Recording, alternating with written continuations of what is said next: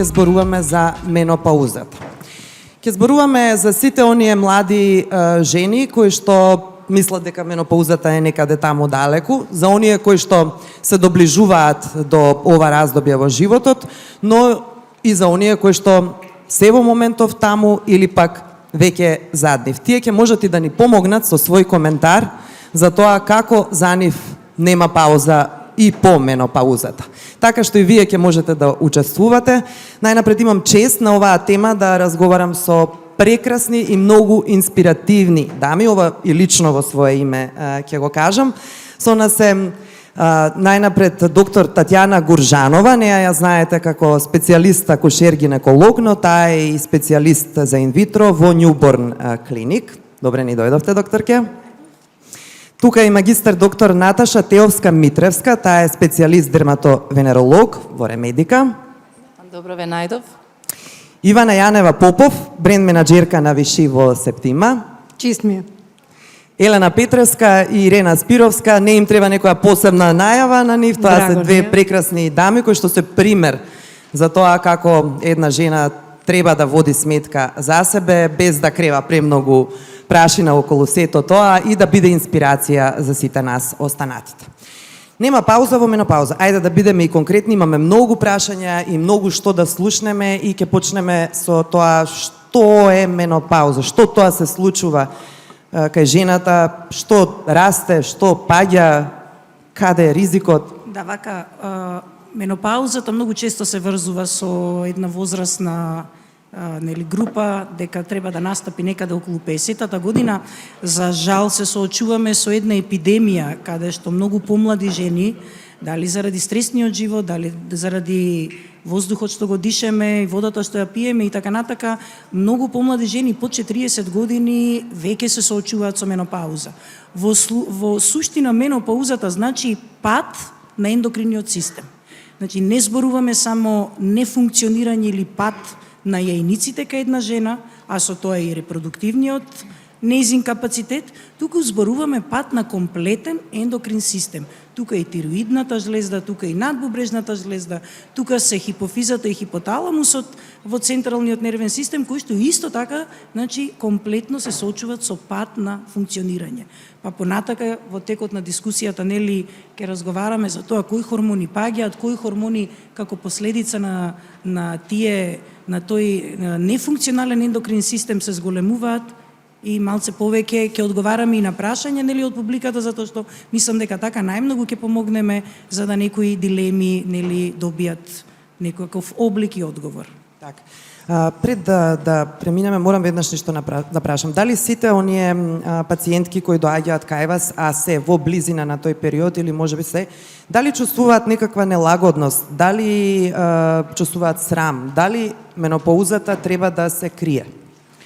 За жал, дали се крие? За жал во нашето општество менопаузата, барем со моето искуство професионално и со пациенти, е станато нешто срамно, дека жената веќе не треба да функционира, дека жената треба да биде скрасена дома. Кај нас се уште постои оној менталитет каде што ние менопаузата ја поврзуваме, да не бидам сега груба, со она изглед на бабичка, нели, кај една жена, што апсолутно не сме тоа ние да го прифаќаме како жени. За мене жената треба да биде млада и функционална минимум до 75 години. Според мене мислам дека и секоја жена може да биде и професионална активна до таа возраст. Според мене жена може да раѓа и над 50-та година, значи тоа може да се овозможи со добри третмани, затоа што медицината веќе обезбедува третмани кои што се безбедни за здравјето на жената, а во исто време ја одржуваат во еден по-младешки, нели, подобра младешка кондиција и подобар младешки изглед. Така да апсолутно тие граници, како се зголемува должината на животниот век, така исто така се зголемува и должината на така наречената младост, не знам како да ја кажам, нели, на посакувана младост кај жената и кај мажот, али добро, денеска сме собрани да говориме, да зборуваме за жената и старењето на жената. Но сите ќе се согласиме дека сме слушнале барем некогаш во животот климактерична жена во многу негативна конотација. и дека можеби токму оттаму доаѓа и таа нелагодност да човек отворено зборува за тоа дека ево Точно менопауза. така, да. Климактериум во медицината се користи за еден период во кој што влегува и предменопауза, и менопауза, и постменопауза. Значи еден поширок временски период кој што ги опишува овие промени што настануваат и со пат на хормоните, на продукција на хормони, и со последователно сите промени во телото, нели, и во психата на една жена.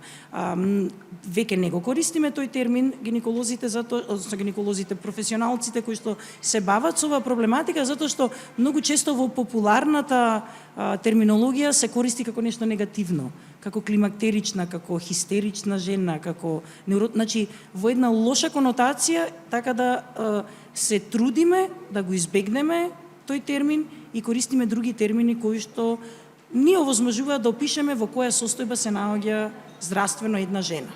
Така, тука сакав Ирена и Елена да ми кажат дали се согласуваат дека денес во нашето општество и понатаму тој ејџизам е многу присутен пред се, односно некое негативно коментирање во склад со годините, иако вие и двете не сте во менопауза, но дека и посебно помладите, но пред се и мажите знаат да коментираат многу негативно кога станува збор за годините. Јас да почнам. Да, па тоа некогаш се случува и дома и маж ми знае да каже: леле, можете фаќа климактериум кога сме или нешто нервозни или кога сме во оние денови во овулација, или знае докторката дека сигурно хормоните тогаш работат повеќе.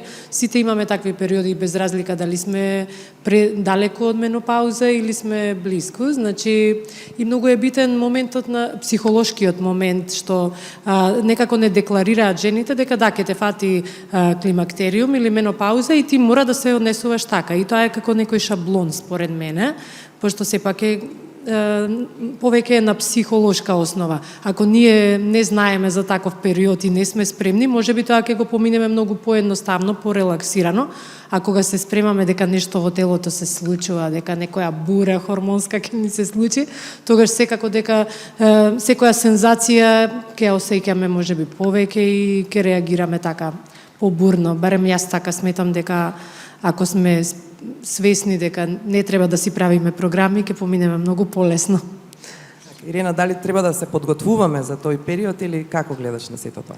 Па мислам дека тоа е многу индивидуално.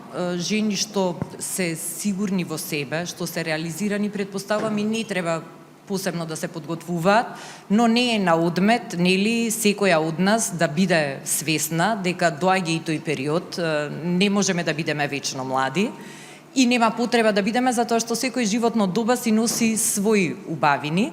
Но може би да, на Балканот се уште се присутни тие стереотипи дека жена кога ќе дојде во менопауза веќе не треба да биде толку активна, дека веќе не доликува да е присутна на сите страни, да е активна, да се бори за кариера, да остварува свој сониште и амбиции. Некако тоа се поврзува со некое затишје во животот на жената, што апсолутно не треба да е така. И ве каже и доктор Горжанова дека жената може да биде продуктивна дури и до 75 години. Имаме извонредни примери во светот, во сите сфери, дали во шоу бизнисот, дали во останатите професии, дека има жени што имаат по 60-70 години, се исклучително активни на професионален план, водат и активен социјален, општествен живот и тие жени според мене треба на сите нас да ни бидат мотив.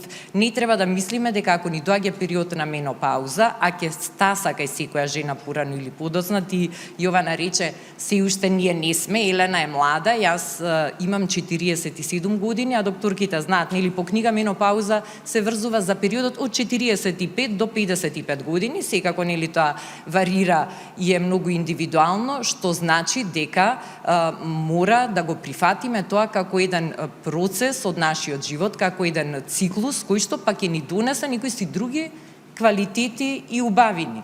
Сега, кои се тие квалитети и убавини што ги носи тој период на животот, тоа ќе мора секоја жена сама за себе на начин на кој што знае уме да го открие, но познавајќи и кај нас жени кои што се веќе во 6-та па и 7-та деценија, кои што одат секој викенд на планина, кои што патуваат низ светот, кои што се уште професионално нижат успеси, верувам дека во една таква менопауза, во еден зрел период од животот, дека секоја жена може да ужива, но пак ја кажам, само ако сме подготвени на тоа и ако сме спремни дека навистина секој ден од животот е дар и дека секој животно доба е дар.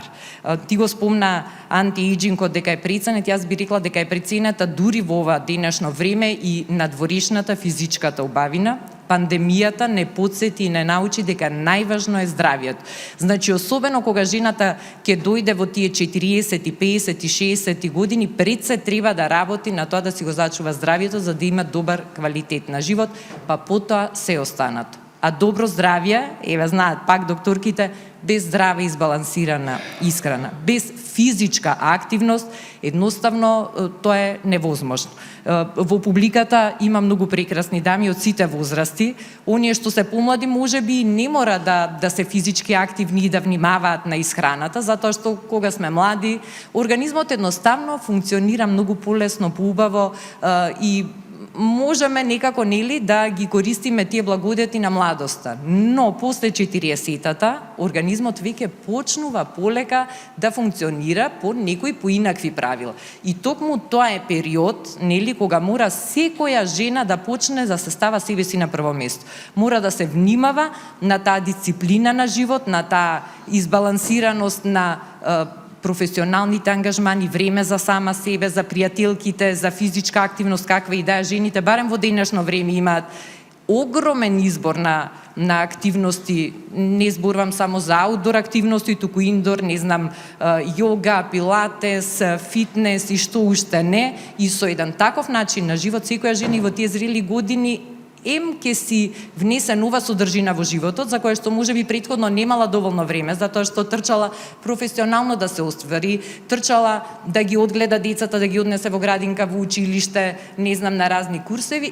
Токму тој период, 40-тите, 50-тите, според мене, се период кога жените треба да си го збогатат животот со сите тие содржини, а тоа ќе им се врати, нели, со едно здравје, со една добра кондиција, што ќе се рефлектира секако и на нивниот надворешен изглед. Да. Ние само должиме да кажеме дека доктора Спазија Софијанова требаше да зборува за незиниот начин, се она што го има во периодот на менопауза и како го надминува, но за жал летот со кој што требаше да пристигне од Минхен токму директно на оваа конференција беше откажан и таа во моментов некаде таму, односно лета кон Скопје, затоа ќе ни каже некоја од публиката, наша драга дама овде, за незиното искуство со менопаузата. Ивана, ти, бидејќи си најмлада, може би заради тоа најпозитивно гледаш на менопаузата или не? Ти велиш, сакам да знам што се случува, едва чекам да се случи, зошто да не, и тоа е дел од животот. Вистина. Може би најмлада, но не изостанувам од процесот да стапи пред менопауза периодот и моментот на менопауза. Ама јас сум благодарна на нешто друго. Знам дека зад мене стои виши, знам дека сето е тоа легитимно, дека ние треба да имаме здрав друг, здраво тело, здравје, но дефинитивно и надворешната убавината како е битна, особено во тој период каде што и самиот хормонски дисбаланс, за кој што доктор Татјана совршено го објасни, си прави да она самодоверба која што до 40-тата ни е пиедестално најака, веќе тука спласнува. За да си ја вратиме само до вербата, за да се пронајдеме себе си, за да ги отвориме рацете на тој предменопауза период и менопауза и да сватиме да, ние жени сме нормални и психолошки, и физички, дефинитивно и треба надворешниот изглед да го негуваме. Виши лабораторијата која што неуморно работи кога станува збор за откривање на сите загадки, прашања и сите нелагодни теми кои што ги имаат дамите, па едно од нив е менопаузата и со гордост велиме дека имаме линија која што е единствена на пазарот кога станува збор за третирање на кожа во рамките на медицинската козметика која што токму ја обработува проблематиката на опуштена мускулатура на самото лице и нели сите тие останати предизвици со кои што се соочува самото лице. Станува збор за неовадиол. Ќе си дискутираме понатаму пак. Ќе се вратиме на неовадилот, но прво треба да разбереме што се случува со кожата во менопаузата. Слушнавме за оној пад на целиот ендокрин систем, вклучувајќи ги нели половите хормони, но на кој начин тоа се манифестира на кожата? Најпрво да ве поздравам сите. Се надам се слушаме, да. Ме радува што сме во волкав број. Искрено, веќе 2 години пандемијата го направи своето. И ме радува што повторно сме заедно на иста во оваа дискусија, сега малку во поинаков аспект.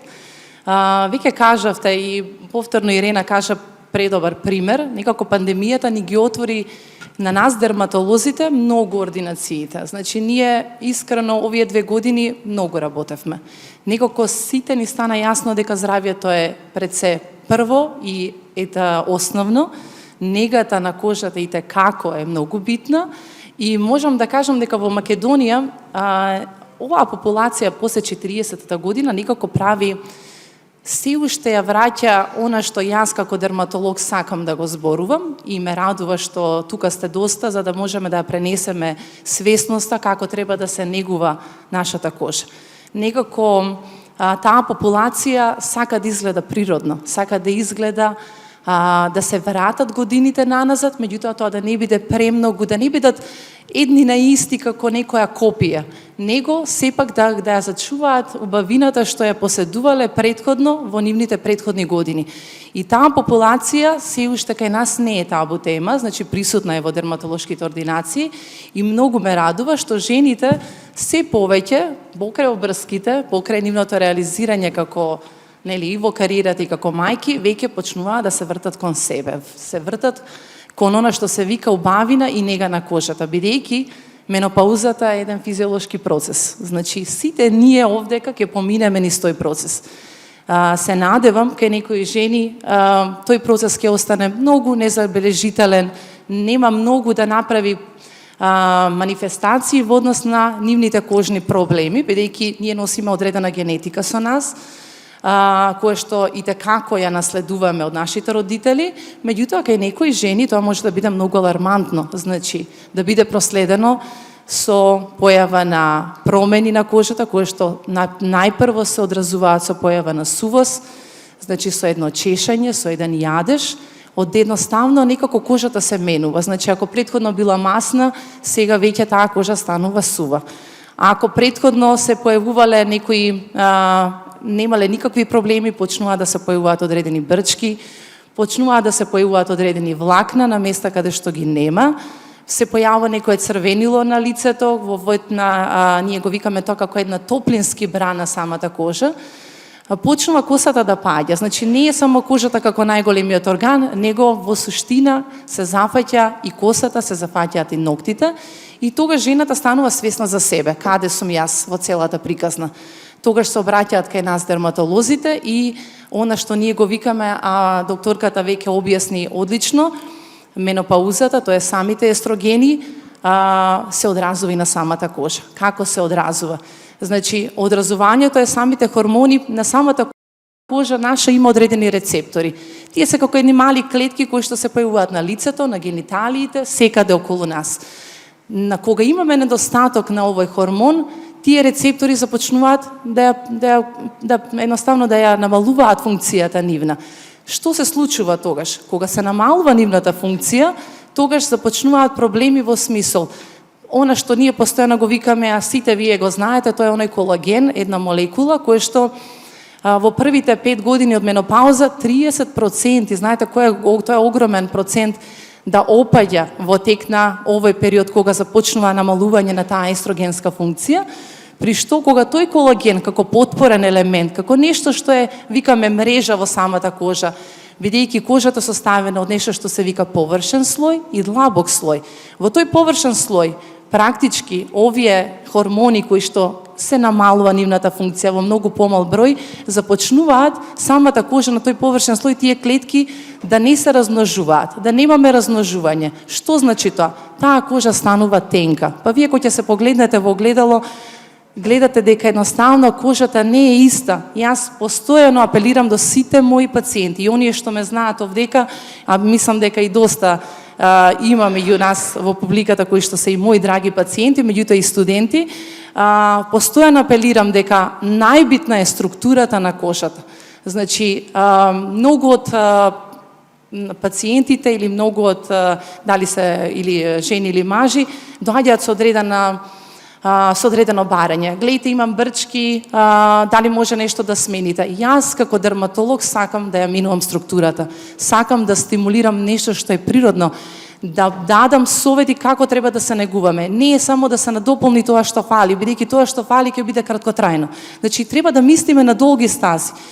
Значи, кога веќе ги имаме промените на кожата, она што спомнав, тенката кожа, сувоста, немаме потпора, значи кожата си го губи својот сјај, немаме нешто што ќе направи потпора, нешто виси, мускулот, мускулната маса на лицето, ајде сега највеќе зборам за лицева регија, пошто тоа ни е одраз некако прво што приметуваме, меѓутоа кожата е практички насекаде. Значи, се ова се случува. Заради ова што ние викаме појавата на намалување на функцијата на естрогените, бидејќи знаете како пациентите и сами доаѓаат, кај некои пациенти се појавува оваа сувост, која што знае да биде многу значителна, многу непријатна, да немаме хидрирање на кожата, бидејќи кожата како немаме клетки кои што се размножуваат, немаме нешто што ќе хидрира. И водата која што треба да биде присутна во кожата ни се губи. Многу од жените употребуваат и козметика која што не е соодветна. Повторно апелирам да се користи медицинска козметика. Виши ни е тука одличен пример и нешто што после Ивана ќе спорне за формулата на Виши. Значи, најбитно од се е добро да се негува кожата, добро да се штити кожата, да се ичисти кожата, да не се користат агресивни тоници, лосиони, влажни марамчиња, се она што ние постојано апелираме. Откако ќе се смири, добро да се хидрира, бидејќи тоа ни е основата, тоа се случува со нашата кожа, таа сувост и тој недостаток на вода во површните слоеви, секако сето ова е, викам, постојано како еден круг. Кога започнува некој процес, кога се намалува тоа што треба да се размножува, што претходно сме го имале, тогаш немаме и добра размена на материите, немаме добро снабдување со хранливи материи на кожата. Така да некако од една каскада отвара еден круг од кој што тој круг трае. Малку сум предлога во предавањето, ама многу сакам работи да кажам.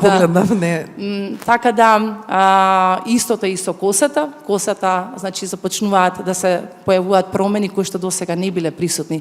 Значи, настанува тенка коса, се кршат влакната, проречување кое што може да биде централно на самата глава, па едноставно тоа е првиот апел кога започнуваат промените во периодот на менопауза, меѓутоа и онај друг момент кој што веќе го спомнав, појава на влакна кои што досега не биле присутни, на реки кои што не треба да ги има. Да одиме веднаш на гинеколог да прашаме зошто е тоа така, докторки, односно зошто се појавуваат тие сите манифестации на кожата кои што ги спомна Наташа и дали тоа може да се избегне? Значи, она што се случува на кожата се случува и внатре во телото, во целиот организам. Кожата е само видлива, нели, највидлив орган и на нејзе се приметуваат сите промени и точно како што кажа и Наташа дека кога ќе се погледнеме во огледало, тогаш некако се соочуваме се соочуваме со тоа дека поминуваме низ промена. А сето тоа се случува, не е само пат на естрогенот, значи тука имаме пат на многу хормони.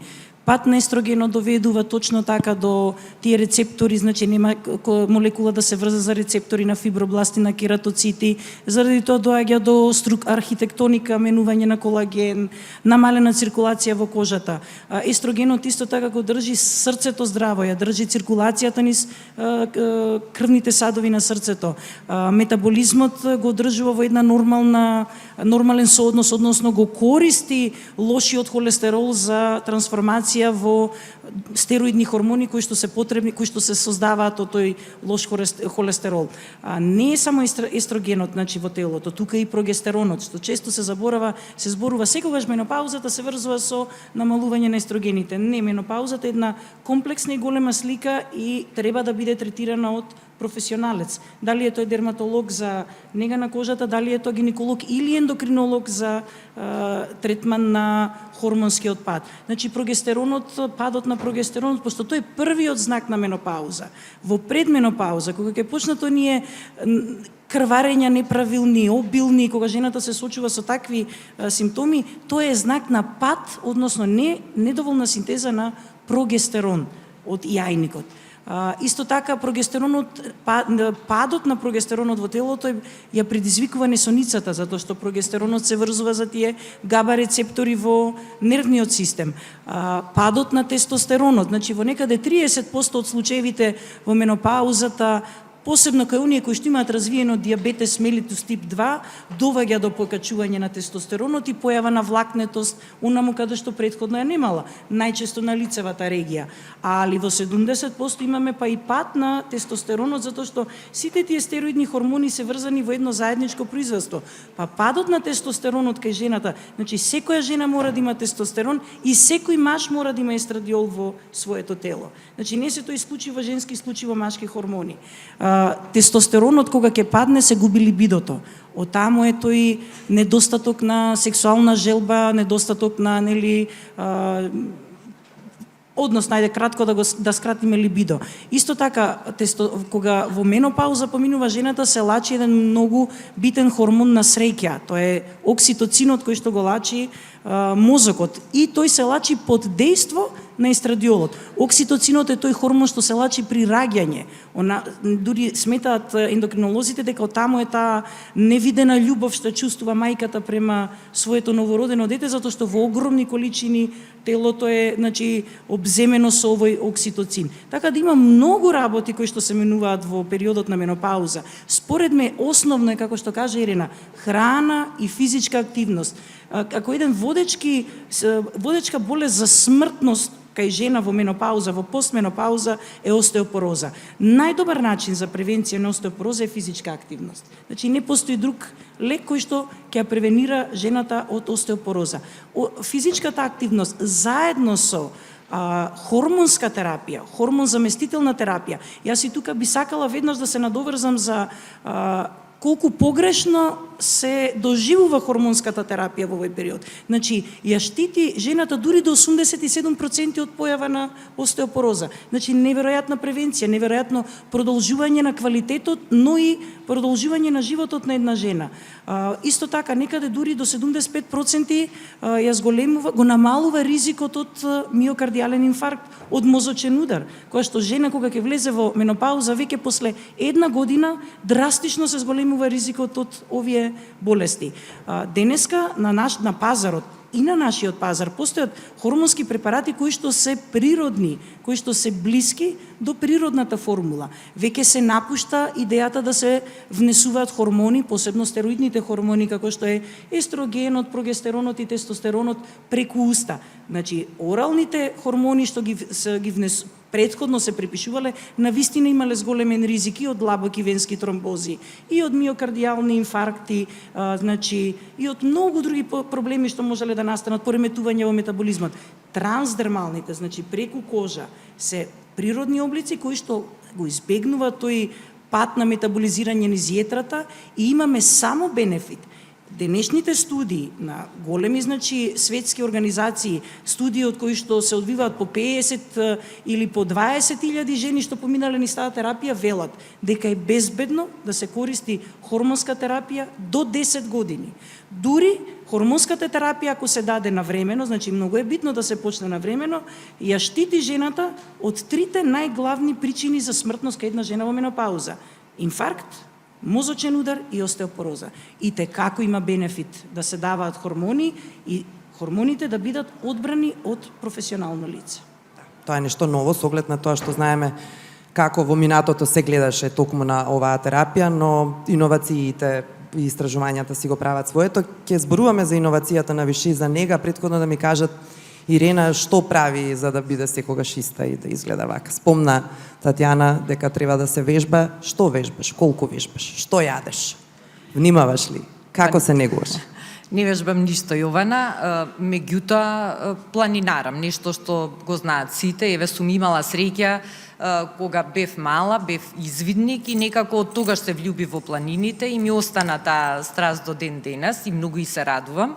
И Тоа е главниот фактор што ми помага да ја одржам линијата, килажата и тонусот на мускулите на телото. Значи, физичка активност како што потенцирав на почеток. Сега не мора секој да се најде на планина. Некому е тоа напорно, со ранец натоварен да се качува, да оди на сонце да е цел ден или да го дува ветер да врне снег. Затоа има еден куп и индор активности или надвор, не знам, возење велосипед, прошетка покрај кеј. Еве, ние што живееме во Скопје сме навистина привилегирани што го имаме водно.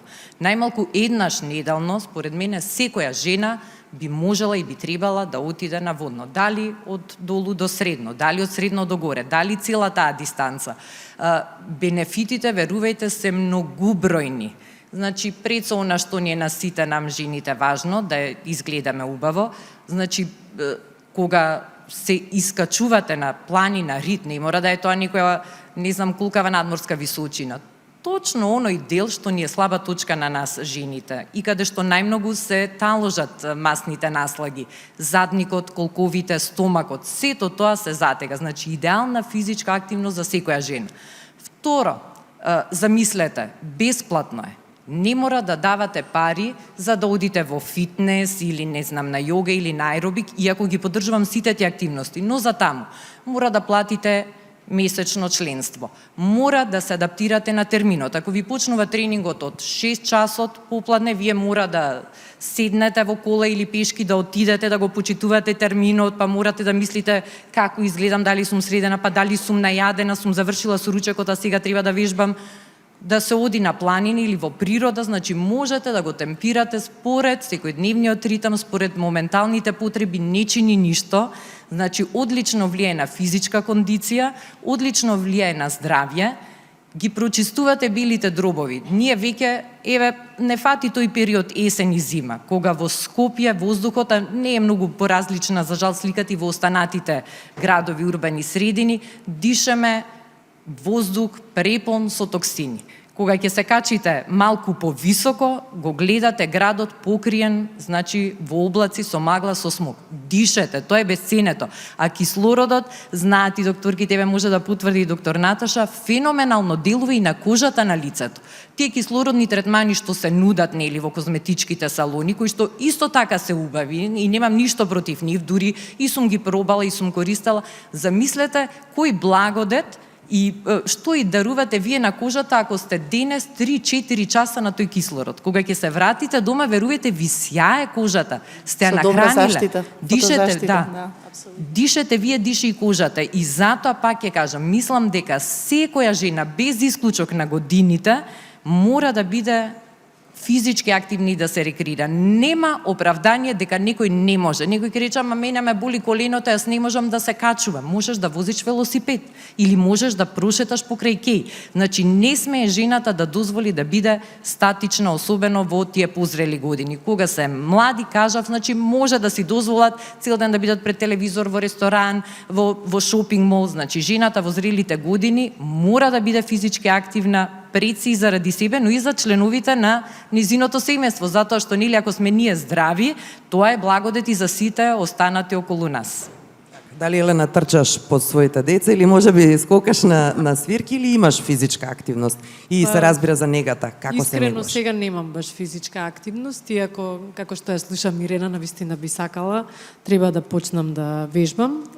Некако се на етапи, ќе почнам, ќе се мотивирам, па после тоа имам демотивација, влегувам во тој кажано бубањ со обврски со мали деца. Меѓутоа се трудам, значи, да бидам барем по неколку месеци годишно, така да сум активна физички. Иако се гледа нормално со текот на годините, посебно и после 2 пораѓаи, тонусот на кожата е опаднат, мускулите, значи едноставно се гледаат многу промени кои што природно нема да може да се вратат во, да речеме, во некоја форма како што биле, затоа треба вежбање. Трчам по децата, тие ми се на некој начин ете кардио, за да изгледам некако пристојно. И другото, покрај се друго. Да, така. А каква навечер настапуваш? Да. Имаш исклучително тешка шминка кога треба да ја имаш и така натаму. Што користиш за да се негуваш, за да превенираш брчки? Па да, значи нашата шминка се знае дека е многу со многу слоеви и едноставно порите не можат да дишат. После настап обавезно морам да ја извадам шминката, ги користам чистачите на шминка на Виши, на La Roche, од кои што навистина сум премногу задоволна и после тоа обавезно ставам крема, ставам и витамин С, серум. Значи правам се што до пред неколку години не правев. Мислев дека е нормално да не ставиш крема, нормално е да се вратам од настап и само со влажни марамици да ја да ја избришам шминката. Еве доктор Нате ме погледна бидејќи секогаш ме кара за тоа дека користам влажни марамици. Меѓутоа ја сменив таа навика благодарение и на Ивана и на доктор Нате и сега мислам дека лицето ми изгледа многу поубаво. Порите, бидејќи имам отворени пори, поготово во Т-зоната, ги чувствувам нормално пособрани, позатворени, лицето ми изгледа поубаво и добивам и поубави коментари. Значи, сваќам дека многу е битно да се грижиш за себе си. Како помлади нормално оставаме на случајност, мислиме дека тоа вечно ќе трае, меѓутоа секој ден си гледаме по некоја бора на лицето онака и сваќаме дека времето си го прави своето, си старееме, си добиваме брчки, иако и тие се природно нешто кое што треба да си го прифатиме, меѓутоа колку можеме да се зачуваме подолго време, да кога ќе се погледнеме во огледало да се чувствуваме убаво. Так. Ивана, Виши, односно неовадиол е една од оние линии несекојдневни, со оглед на тоа дека не се среќава на пазарот специјална нега креирана за во менопауза и за сите овие манифестации за кои што зборуваше доктор Кожанова и доктор Наташа. Што е толку посебен неовадиол и во колку чекори се состои оваа нега? Експертите на Више лабораторија никако како да го сублимирале се во ова што ние сега го дискутиравме и решија да отидат во потребите во корелација на сето тоа за да ја одржиме кожата правилно и за време на менопаузата. Иновацијата Више истражувањето цели 5 години, каде што се донесе една формулација која што е патентирана од страна на Виши. Ние народно знаеме да си го кажеме светото тројство, станува збор за проксилан, витамин B3 и она драгоцена хилурунска киселина, која што сито тоа во комбинација во самиот неовадиол ви ја враќа првенствено она хидратација на лицето, чувството на немање на затегнатост, она сува кожа и како ја подобрува, оној липиден слој и што е најбитно. Нате многу убаво го кажа, вели, спуштена е самата мускулатура и она мрежаста келија која што е нели одраз за тоа колку ви е ваше издржано лицето или не. И па токму тој проксилан има за цел да ја врати, односно да пркоси на земјината тежа, практично обратно пропорционално да она опуштена мускулатура вас врати во онаа првобитна положба, да им кажеме здраво на годините, но не и на брчките. Више е сојузник повеќе од 180 години на секоја жена и верувајте ми дека беше голем предизвик да се најде една ваква формулација и да се задоволат потребите на жената кога станува збор за третирање на лицето и морам да ви кажам дека коментарите се повеќе од задоволителни. Ја вративме насмивката кај секоја жена, успеавме да ја кажеме дека сето тоа е нормално и да си речеме да, жени сме, совршени сме и за време на менопауза. Така. Дали има некоја прашање од публика кое што имаме?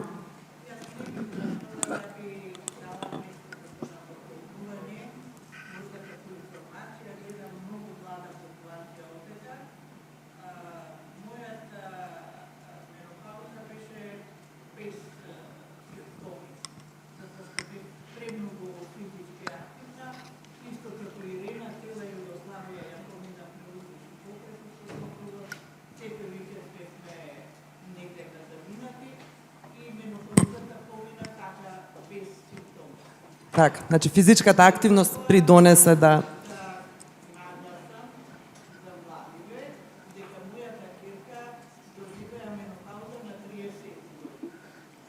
На 37 години.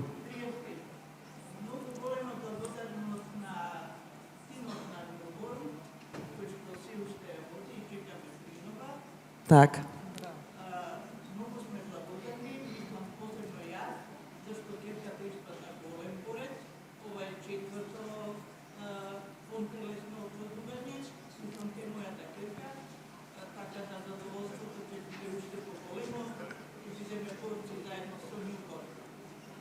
Так.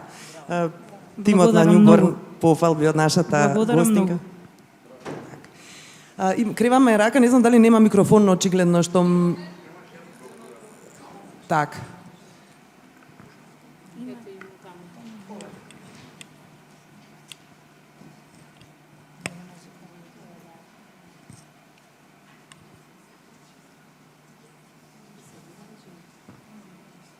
Ние сме виновни, еден плюс сме на сцената, па затоа во случај повелете. Благодарам.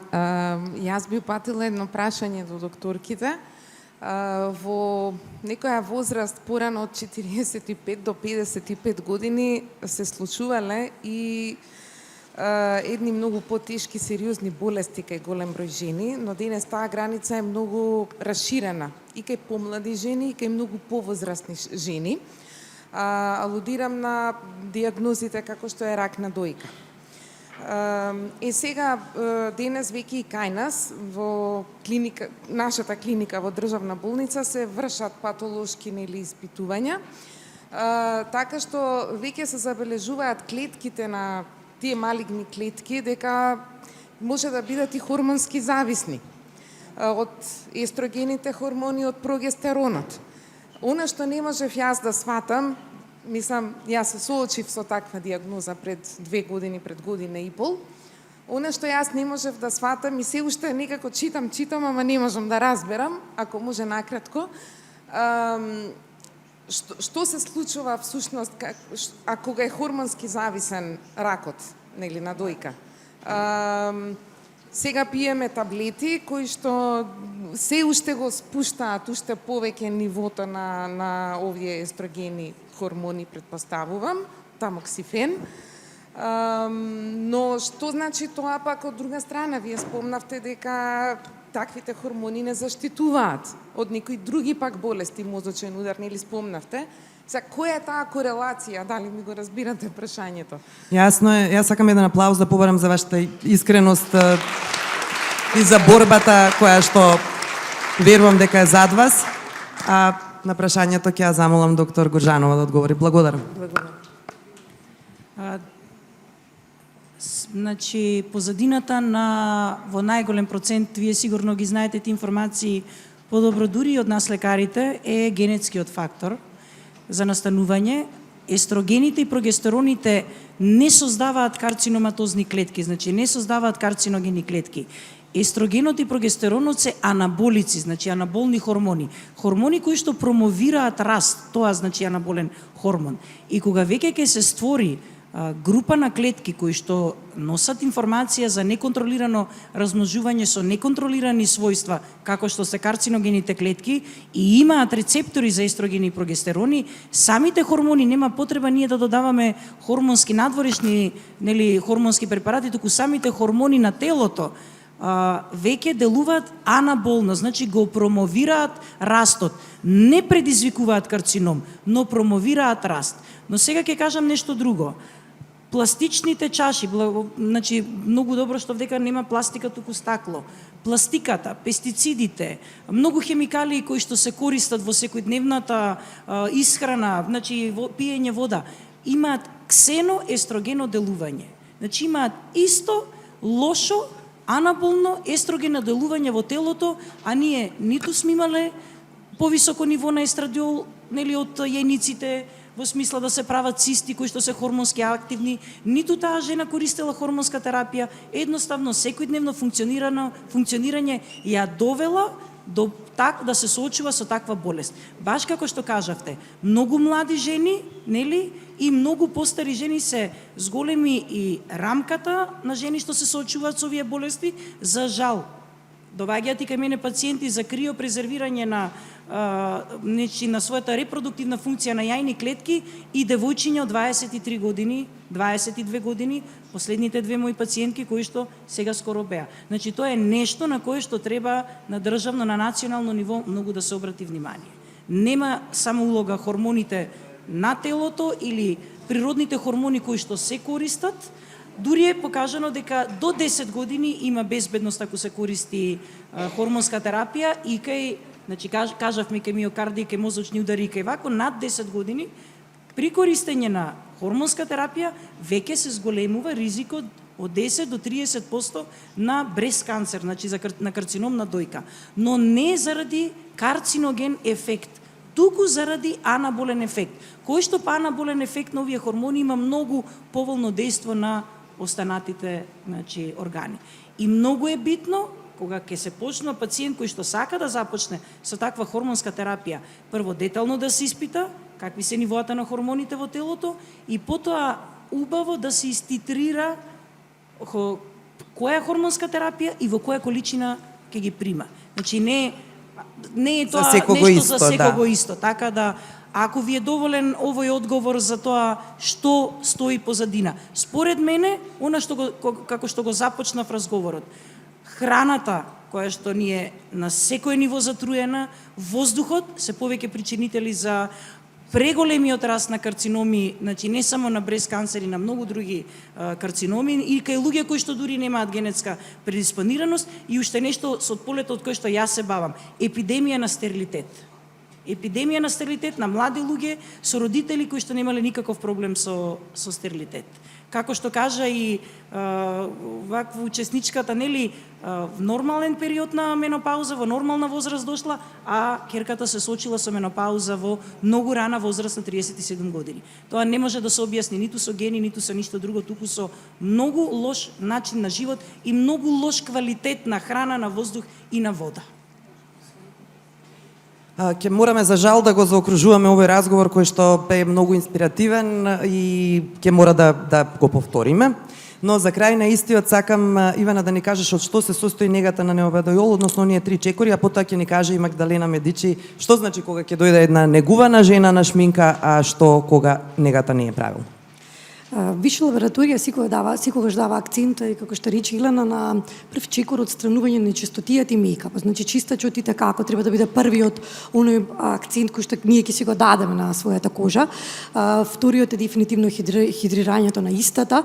Може да се состои од 2 чекори зависност од ритуалот и од тоа како дамата се чувствува и во кој степен незината кожа е оштетена или не.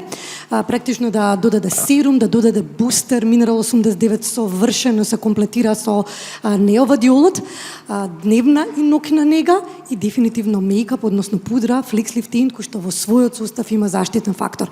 Никако нате цело време тоа го шипнува заштитен фактор. 80% од сите брчки и се она што ни се случува е сончева експозиција. Значи јас секогаш апелирам дневната крема да има заштитен фактор. Значи тоа е 80% и можете да замислите која е улогата на сонцето. А она што кај нас некако се повеќе сакаат да идат на сончева експозиција, да се види дека сте биле на сонце, да имате потемен тен, да, меѓутоа 80% за вашето старење на вашата кожа е токму сонцето. Така да, затоа кај да одите со заштитен фактор. И не случајно и самите производи на Висша лабораторија во секој, во дневната нега, особено во мејкапот и како имаат SPF, кој што да секогаш во корелација во корист на здравата кожа. Се допаѓа што на оваа реклама не гледаме 20 годишни, туку гледаме жени со брчки. Магдалена Медичи е козметолог и мејкап артист, односно стилист за шминка. Повели маги седни до Ирена, само да ни кажеш од твој агол, што значи шминката кога кожата е негувана, а што кога не е? Да, јас ќе започнам со една најава сега баш како што кажа докторката. Многу пати на шминка ми доаѓаат и ми викаат покри ми ги флеките, ама не ми ставај многу пудра. Тоа едно со друго не иде и јас прво и основно што секогаш коментирам е моментот дека лето или зима заштитниот фактор е присуден и тоа минимум 30 плюс, па да не речам и 50 плюс. Ме прашуваат зошто зимно време, велам дека е исто. Значи сонцето исто продира до површината на земјата, меѓутоа нели заради облаците не го гледаме тоа, меѓутоа сончевите зраци исто така оштетување прават на кожата. Затоа нормално мораме да употребуваме и на лето и на зима заштитен фактор. Она што исто така е многу битно да го споменеме сега поврзано со неовадиолот, конкретно една преубава колекција на Виши, нова и актуелна, особено за нели жени во перименопауза, менопауза и така. и така натаму. Значи, ова е една совршена колекција која што јас имав можност и убаво да прочитам што содржи, како содржи, за да можам да имплементирам нормално и во мојата работа. Е нешто кое што навистина е ново на овој пазар, барем јас до сега не сум го видела, и конкретно да е запишано дека е за жени со одреден таргет, нели? Она што е многу интересно да се спомене за овој период на секоја жена е тоа што нагло старее кожата. Точно во тој период на перименопауза и менопауза може да се случи и самите, предпоставувам многу од гостинките денеска, споделиле со своите пријатели како преку ноќ да остарев. И тоа е нормално. И тоа се сведува баш, се случува баш заради тоа нагло старење. Неовадиолот е одличен, јас би го препорачала дури и како подлога за шминка, она што нормално секогаш се препорачува пред да се нанесе било каква шминка на лицето.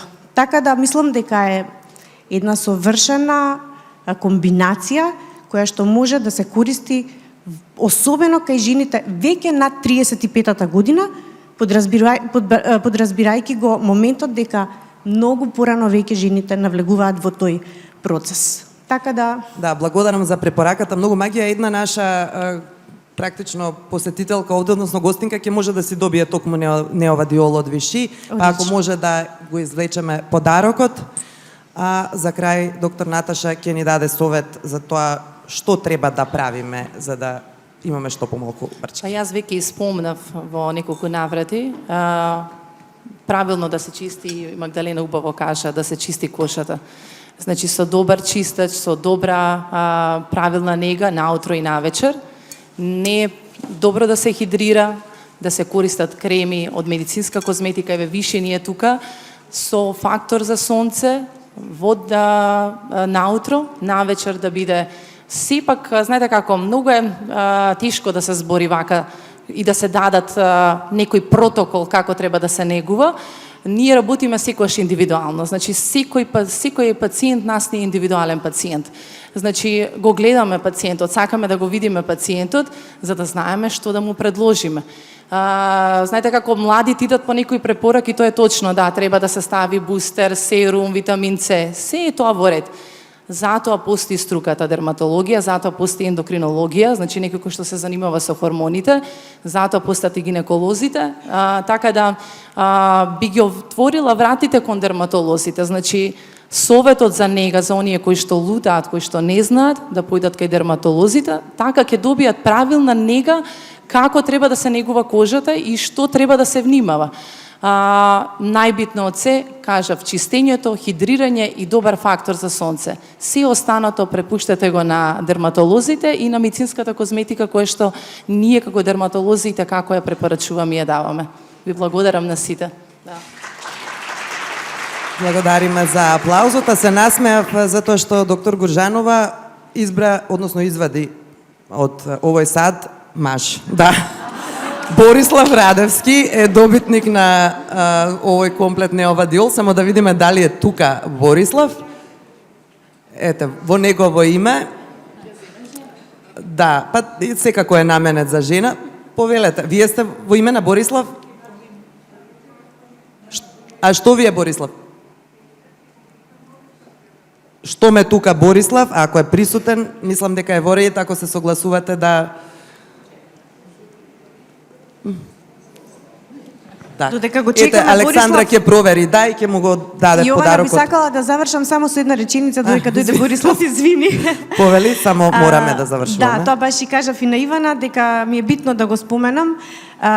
Не е она најважно во животот добра шминка. Значи, кај мене секогаш е многу важно кожата да биде негувана. Кога ќе ми дојдат на шминкер, јас сакам да имам убава подлога да нашминкам, зашто не постои перфектна шминка ако кожата не е негувана. И тоа е еден голем апел до сите жени да си ја негуваат кожата веќе од 25-та година, за кога ќе дојдат на 40, да им треба многу малце шминка за да изгледаат убаво. Фала. Ке имаме уште подароци.